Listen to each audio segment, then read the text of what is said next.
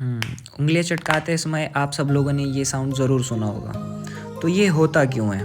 Body के joints में एक फ्लूइड होता है जिसे साइनोवियल फ्लूइड कहा जाता है। ऐसे में जब आप उंगलियां चटकाते हैं तो जॉइंट्स के बीच मौजूद साइनोवियल फ्लूइड की गैस रिलीज होती है और उसके अंदर बनने वाले बबल्स फूटते हैं।